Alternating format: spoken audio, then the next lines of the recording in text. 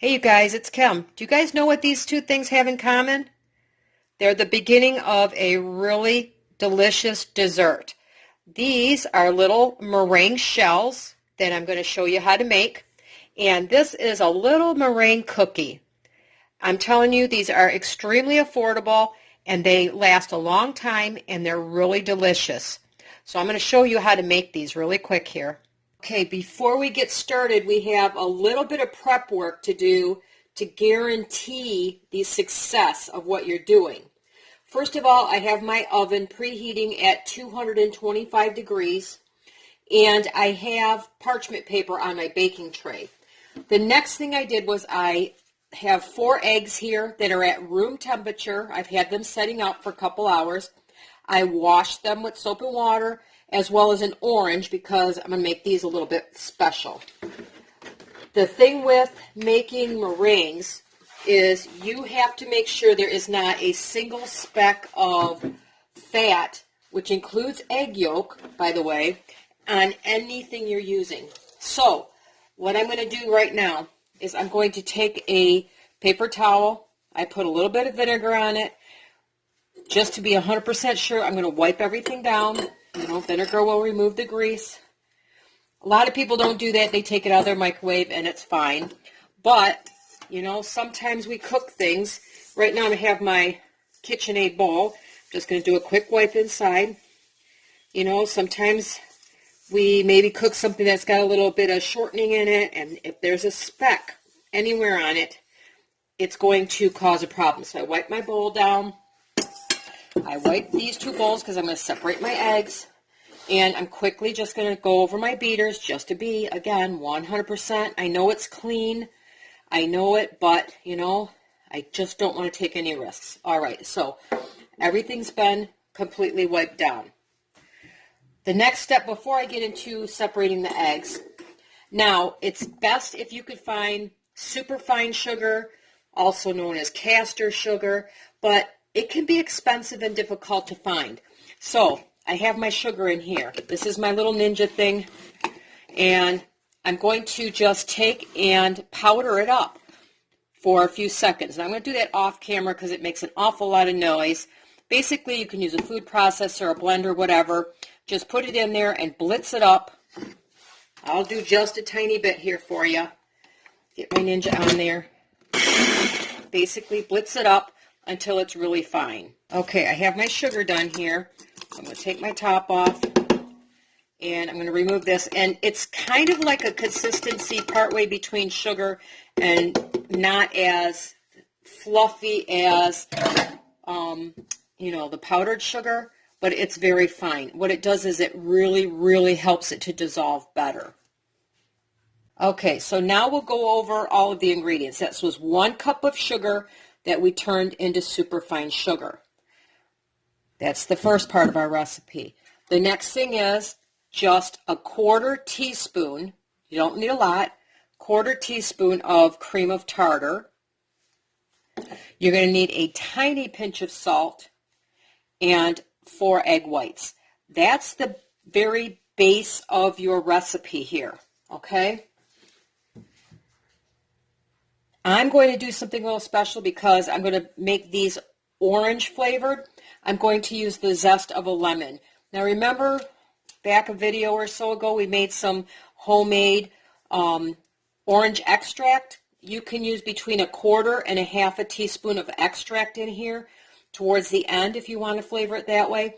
Just be careful with what you use. If you use peppermint, it can be quite overpowering, so you might need the 1/4 teaspoon.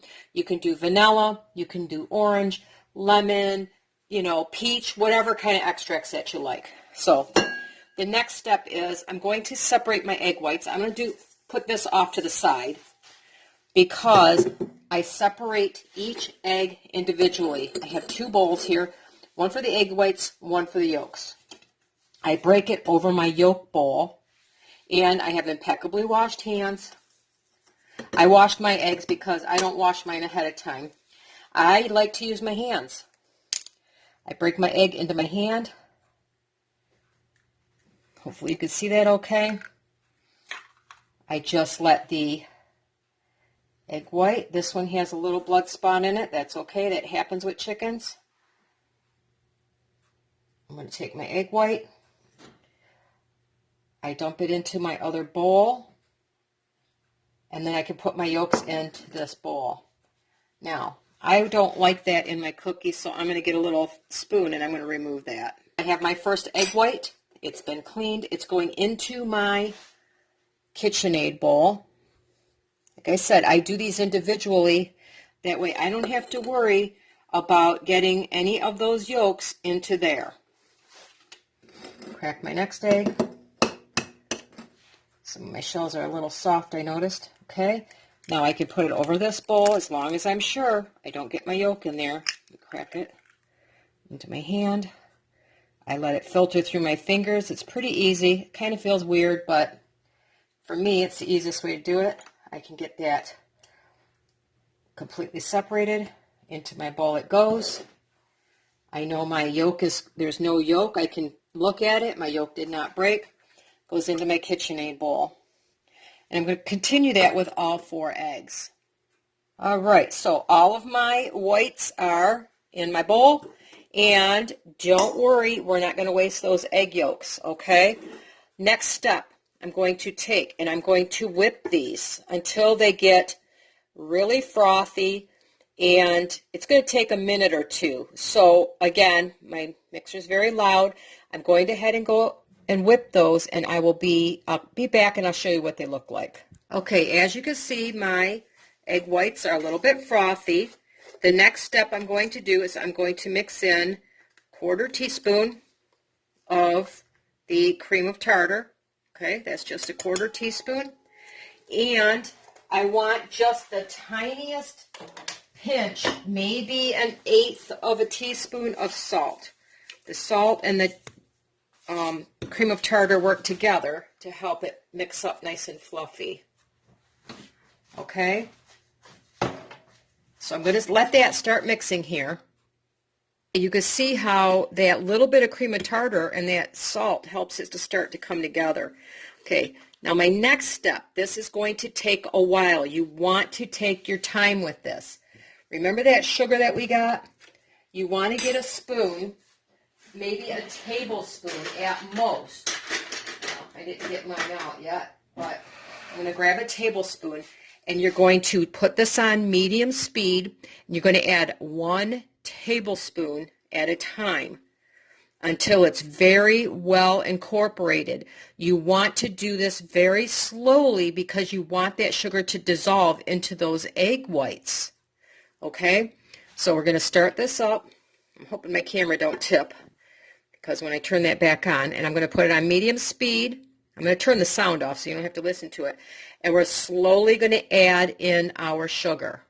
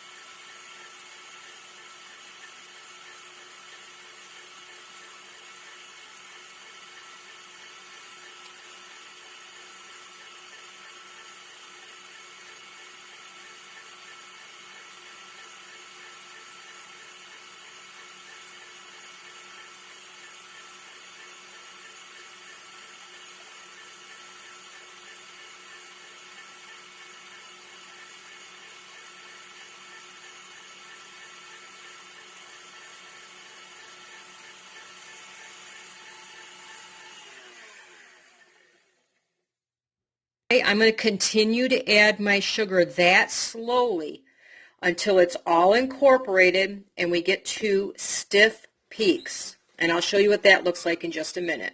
Okay, all of my sugar is incorporated. Stiff peaks is where when you turn this upside down, your peak will stand up. See, we're not quite there yet. See, it's still a little bit floppy and it moves around. So I need to put that back on for just another minute or two until it's at stiff peaks. You want that stiff, but if you go too far, you break it and it won't work. But see how beautifully glossy that looks? That means my sugar is well incorporated. So I'm going to put this mixer back on. I do want to stir in just a little bit, make sure there's no sugar on the edges of my pan that are not incorporated, which I can see a little bit here. Okay, I'm going to just gently wipe down my sides here. I have to find my spatula and do a better job. But I just want to make sure that I don't have big globs of sugar stuck to the sides. As you can see, it's definitely not stiff peaks. You should be able to turn that up and not have it glob off. So I'm going to get this back on to whip, and we'll be right back. All right, before we get too much further, I am taking the zest of that lemon. I'm going to tap it in, and I'm going to put this back on and let it incorporate.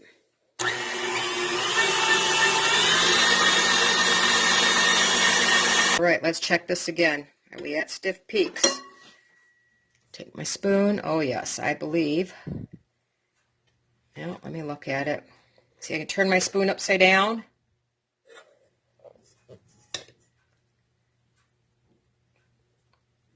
If you get too much, it's not going to stay, but I think I need just a little bit more.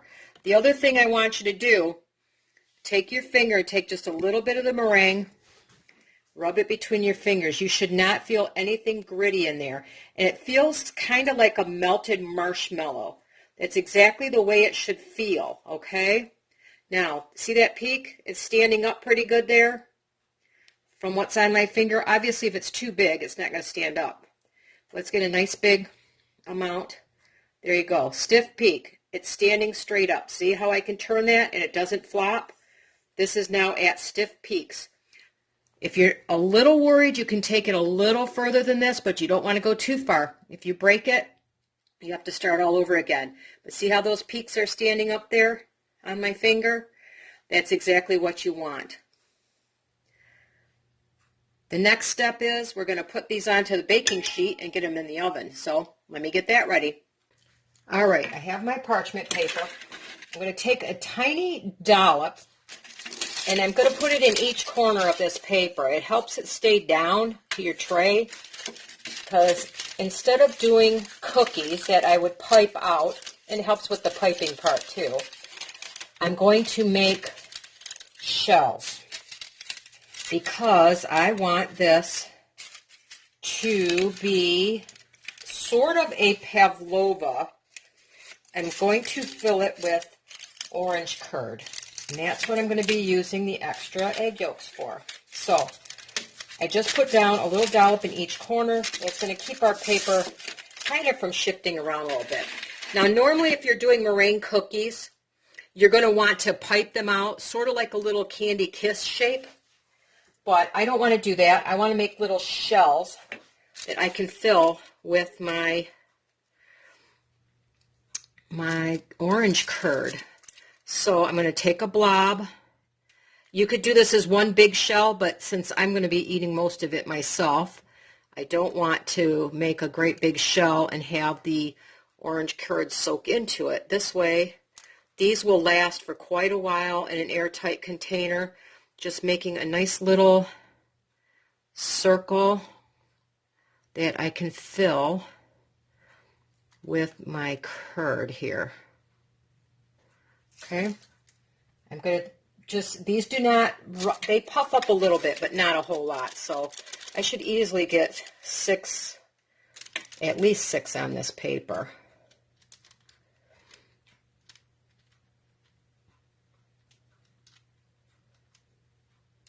Okay, in case I failed to mention all of the ingredients, let me go through that one more time.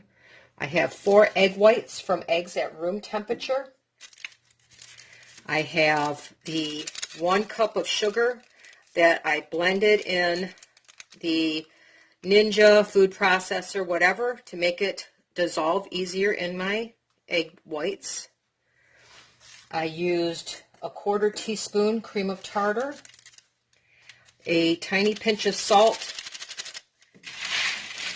And for me, instead of flavoring, I used orange zest. You could have added at the end there, you could have stirred in lightly some extract of some sort to give it the flavor. But again, I wanted that hint of orange flavor. Now the nice thing is I can make however many shells I want, then come back and I could pipe the rest of this into cookies. The cool thing is that they get crispy, and each cookie, despite the amount of sugar we used, only has about 20 to 25 calories. I was thinking of making this keto friendly, but it probably wouldn't work with the orange, and it is my birthday after all. So instead of regular sugar, I could have used some erythritol that I blitzed as well. I wasn't sure how that would work with the orange curd, and I really don't want to waste my oranges because, as I mentioned in my other videos, they are very special to me. So here's my shells, and I do have some left. I'm going to get another baking tray, and I'm going to make those into little kiss shapes. I'm going to put these in my preheated 225 degree oven for anywhere from 40 to 60 minutes. It's going to depend on, some of the thinner parts on these shells here. You want them to be cooked so that they're firm, but you do not want them to get browned. So after 40 minutes, you're going to have to keep an eye on them. So into the oven these go. I had quite a bit of this meringue left, so I'm going to show you really quickly how to, you don't have a piping bag, you could take just a zipper bag, take a corner, and snip it off. Try not to get it on my pan, I don't want to lose it. So I cut a small little piece of the corner off here, okay? And you can use this kind of as your piping bag. If you have a tip, that'd be cool. If you don't, well, that works too. And you can just simply squeeze out some cookies. Get a cute little swirl on the top, something like that. Okay, now these are going to take a little bit longer to cook than the shells because they're thicker in the middle, okay? That's why I said you have to kind of watch your times. The nice thing with these cookies, other than being low calorie and they taste delicious, you can really decorate them. If you take some food coloring and you stripe it in your bag, you can make stripes on your cookies. I've taken them at Christmas time and I've dipped the bottoms in melted chocolate, and then in, say, if I had peppermint, crushed candy cane. They look really pretty. And they last for a very long time. I've had them last at least a month in an airtight container and still be crispy and taste delicious. So we're going to finish piping these out. These are also going to go into that oven. Now, once you get these baked, again, you want to bake them so that they're done, but they're not browned. You simply leave them in the oven, turn it off, and let them cool in the oven completely until they're completely cool. I like to do these night before. That's why I'm doing them tonight before I do anything else. And I just leave them in there overnight. So I got one last cookie here. Again, I could have piped this out into more of the pavlova type shells, but that one's a little funny shaped. Just going to get this pinched out to somewhat and make the last cookies there. All right. So once again, into the oven. These will probably take closer to the hour, maybe 50 minutes, because they are a little bit thicker in the center. Not necessarily. Keep an eye on them. Once they're fully cooked, turn your oven off and just leave them there until tomorrow. And I'll see you tomorrow. All right, my friends, this is the next day. They are out of the oven. As you can see, they are, can you hear? They're dry. Can you hear that? They're a little bit firm. They're very light and airy. And the center could have a little bit of a marshmallow texture if they're not completely dried out. I kind of like that little marshmallow texture. They're really delicious. You'll see most of these are gone. We've been munching on them all day. This is, late afternoon. I shared some with my neighbor because she's never had them, and she was surprised at how incredibly delicious they are for something that doesn't look like much. But anyway, these are the meringue shells that I made. The next thing I'm going to make is some orange curd, and we'll start that. Probably put that in a separate video simply because it gets too long and I have trouble uploading them for you. So if you have any questions on how to make the meringues, please let me know. You can color these. You can put food color in them.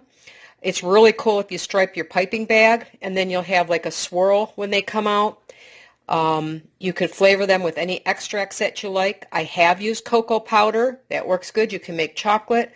Chocolate with like a quarter teaspoon of peppermint makes a mint chocolate. Really good. I've taken them and dipped the bottoms, which is really cool. I swirled them for Christmas one year. They were red and pink and white swirls, and then I dipped the bottom in chocolate and then crushed candy canes. Those were really pretty and very delicious. So there's so much you can do with these. The cost is minimal. 4 egg whites. I'm going to use the yolks for the orange curd I'm making, and some sugar. A little bit of cream of tartar if you have it. Don't have to have it. It does help stabilize it. But super simple, super cheap, and very delicious. If you have any questions, let me know. I'd be happy to answer them for you.